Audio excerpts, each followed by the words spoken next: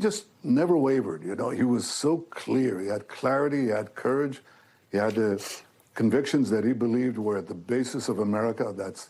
I always use it like the Superman comics. You remember freedom, justice, and the American way. He represented these traditional values and joining us now, U.S. Ambassador to Israel, Ambassador Mike Huckabee. Ambassador Huckabee, always a pleasure to have you on American Agenda.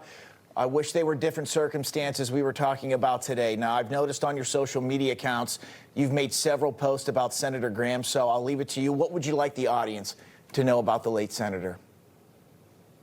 I'd like to know what a great public servant he was and a terrific human being.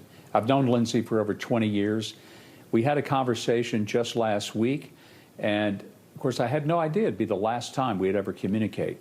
And when I heard the news yesterday morning in Jerusalem, I was just devastated and shocked because it just caught everyone off guard. But here is a person who not only had clarity of convictions, as the Prime Minister so eloquently stated, but he was a person who had a warm heart.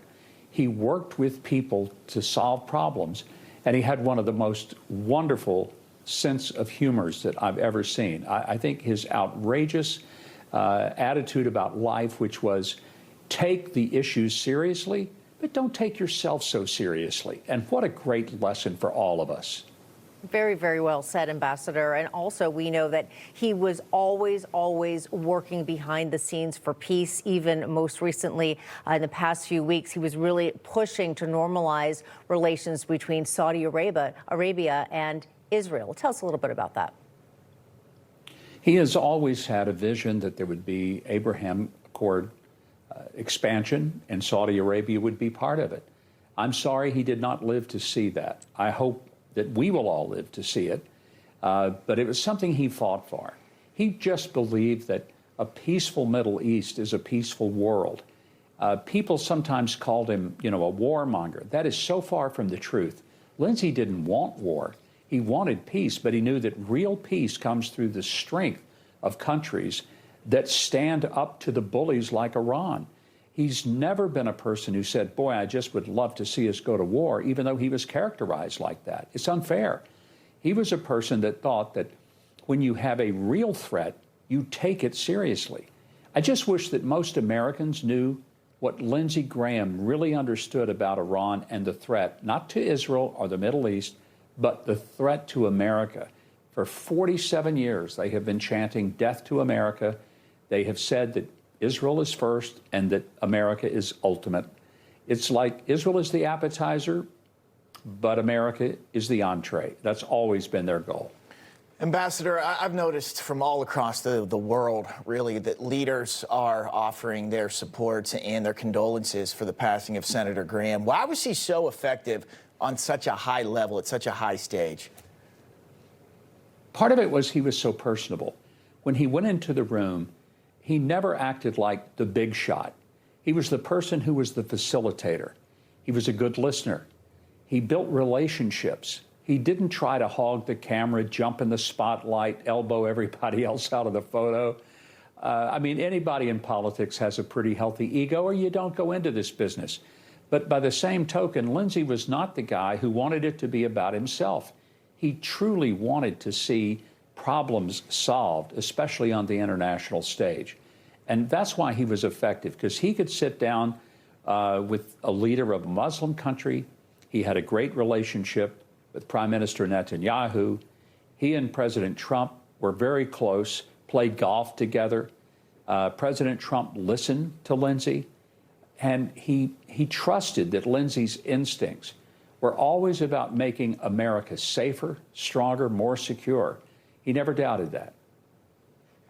Also, you mentioned how personable and kind he was behind the scenes and how long you knew him. I also know Meghan McCain, who is a friend of mine. I know she was saying he was one of her primary three sort of wise men. And she was just so sad. And she's gone through so much loss, obviously, with her father as well. But, I've heard these stories over the past few days about the man and not just the senator. One example being his relationship with his younger sister, and particularly how he essentially raised her after their parents died when she was just 13 years old. People may not know his story, but he grew up very poor. His parents owned a pool hall and a bar, and they barely made it. Then his parents died. His younger sister was going to be declared an orphan and taken away and put in a foster home. He said none of that. He joined the military in order to have a solid paycheck. He adopted her so that he could raise her, and he took great care of her. I mean, he became the mother and the father. Again, he never asked for any accolades for that. He never went around boasting, and he certainly never went around saying, oh, poor me, look what I had to shoulder, the responsibility at the age of 21 while my sister was young. Never complained. He considered it the greatest thing in the world to live in the United States of America, and that the opportunities that this kid had growing up, setting up the balls on a pool table for his parents' bar, later became one of the most influential senators in the United States Senate and one of the most prominent voices in the world. Where else but America can that story be told? Yeah, it's truly a the great American story, dream. and he lived it. Yeah. He really did. He did. And again, I know he also said that what he was most proud of is his sister's ultimate success. So again, says a lot about the man. We appreciate everything that you have shared with us, Ambassador Huckabee. Thanks so much. Thank you. Pleasure to be with you.